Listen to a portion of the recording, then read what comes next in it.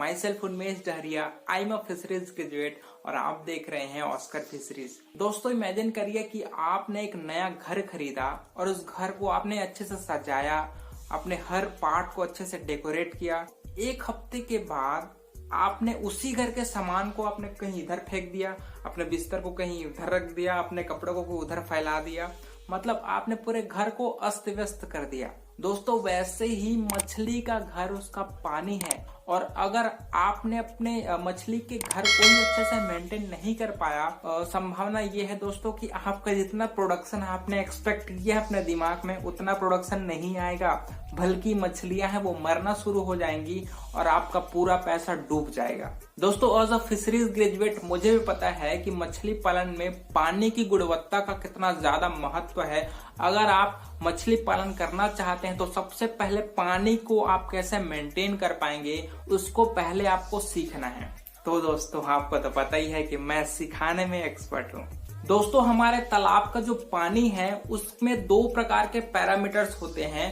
सबसे पहला आता है क्रिटिकल पैरामीटर्स और दूसरा आता है इम्पोर्टेंट पैरामीटर्स। दोस्तों जो हमारा पानी है उसमें जो क्रिटिकल पैरामीटर्स हैं, मतलब डिसॉल्व ऑक्सीजन मतलब ऑक्सीजन लेवल, टेम्परेचर तापमान कितना होना चाहिए जो हमारे तालाब के पानी का, और तीसरा आता है दोस्तों पीएच लेवल, उसका पीएच लेवल कितना होना चाहिए, और अमोनिया भी बहुत इंपॉर्टेंट फैक्टर है दोस्तों। तो ये चारों कंपोनेंट्स हैं वो क्रिटिकल पैरामीटर्स के अंतर्गत आते हैं। और दूसरा आता है दोस्तों इंपॉर्टेंट पैरामीटर्स, जिसमें हम लोग देखेंगे एल्कलिनिटी, हार्डनेस, सैलिनिटी और सीओ और डिसॉल्व सॉलिड्स। तो दोस्तों वीडियो के इस पार्ट में हम लोग क्रिटिकल पैरामीटर्स के बारे में बात करेंगे। मतलब डिसॉल्व ऑक्सीजन। दोस्तों आपको पता ही है कि हम आदमी भी बिना ऑक्सीजन के हम लोग 1 मिनट में शायद जिंदा नहीं रह पाए, वैसे ही मछली के कंडीशन में भी है दोस्तों। मछली क्योंकि पानी में रहती है तो पानी में ऑक्सीजन का जो सोर्स है वो है प्लांट्स। पानी में भी प्लांट्स होते हैं, प्लांट्स भी फोटोसिंथेसिस के द्वारा O2 जनरेट करता है और उस ऑक्सीजन को मछली अपने गलफड़े के द्वारा लेती है। पानी में ऑक्सीजन का लेवल बहुत ज्यादा इंपॉर्टेंट है। आपने ऑक्सीजन को चेक करने के लिए आपने एक ऑक्सीजन चेक करने वाला एक मीटर मंगाया। अगर ऑक्सीजन लेवल 0 से 2 ppm के बीच में है तो स्मॉल फिशेस सरवाइव कर सकती हैं, लेकिन बड़े फिशेस हैं तो 200 ग्राम से जो 500 ग्राम के बीच जो मछलियां हैं वो मर जाएंगी। 2 से 5 ppm के बीच अगर ऑक्सीजन लेवल है तो ये मछलियां हैं वो सरवाइव कर जाएंगी, लेकिन वो स्ट्रेसफुल कंडीशन में रहेंगी। मान लीजिए आपको किसी कमरे में डाल दिया है जिसमें ऑक्सीजन का लेवल है वो बहुत कम है, मतलब उस कमरे को पूरी तरीके से हम लोग पैक कर दिए हैं और उसमें ऑक्सीजन आने जाने का कोई भी रास्ता नहीं है, तो आप सरवाइव कर पाएंगे क्या? वैसे ही मछली के कंडीशन में भी है कि 2 से 5 ppm के बीच उसमें ऑक्सीजन है, पानी में ऑक्सीजन है, लेकिन फिश उसमें सरवाइव कर पाएगी, लेकिन उसमें जो स्ट्रेस का लेवल है, जो बेचैनी है वो बढ़े रहेगी। उसके अलावा उसमें जो ग्रोथ होना चाहिए दोस्तों वो इफेक्ट होता है। तो अगर ऑक्सीजन लेवल 5 ppm है, 5 ppm में अगर ऑक्सीजन लेवल है हमारे तालाब का तो वो सबसे बेस्ट है। मतलब ऑक्सीजन लेवल मछली के पानी में कम से कम 5 ppm होना ही चाहिए। दोस्तों ठंड के मौसम में खासकर हमारे तालाब में ऑक्सीजन की प्रॉब्लम आती है, तो इसके लिए मैंने 3 मेथड्स आपको बताने वाला हूँ। सबसे पहला आता है दोस्तों मैनुअली आप ऑक्सीजन कैसे बढ़ा सकते हैं। तो दोस्तों आपको काम करना है कि आपने एक बम्बू स्टिक लेंगे, मतलब एक डंडा लेंगे और तालाब के सरफेस को जोर जोर से आप उससे मारेंगे। चारों तरफ को आप तालाब के एरिया को अगर मारेंगे सरफेस को, तो दोस्तों वो पानी है वो उड़ेगा और उससे ऑक्सीजन उसमें मिक्स होगा। तो दोस्तों ये मैनुअल मेथड है। दूसरा आता है दोस्तों मैकेनिकल मेथड। मैकेनिकल मेथड में आपको क्या करना है, आपको डीजल पंप लेना है और उस पंप को आप उसी तालाब में चलाइए, मतलब उसी तालाब के पानी को उसी तालाब में फिर से गिराते रहिए और वो उसमें ऑक्सीजन मिक्स होकर वो पानी में मिक्स होता रहेगा।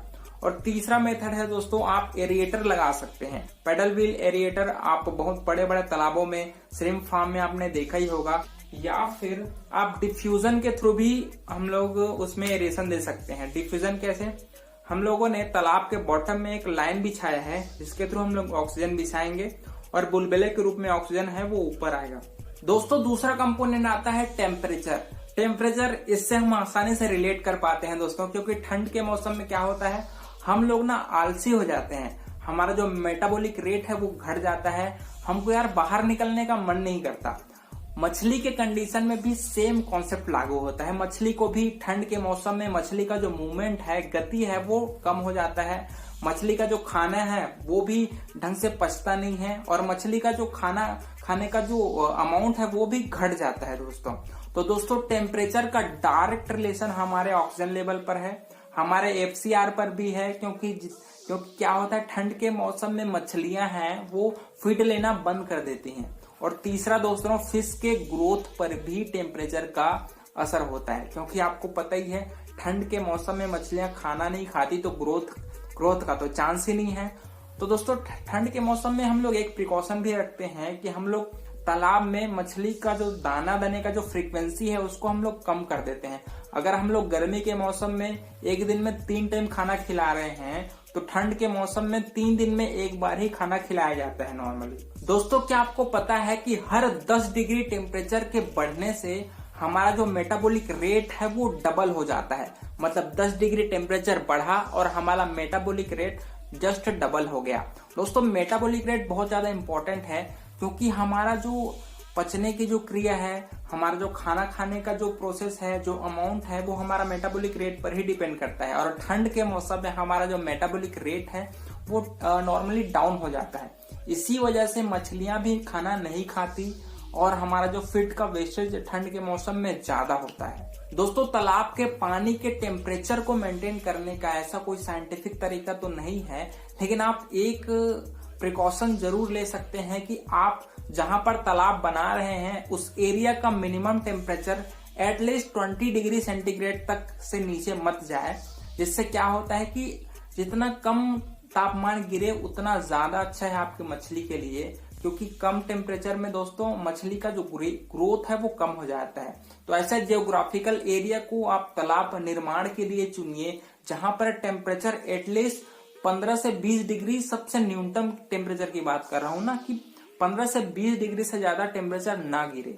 मछली पालन के लिए सबसे बेस्ट जो तापमान का रेंज है वो 25 से 30 डिग्री सेंटीग्रेड है, वो मछली पालन के लिए सबसे बेस्ट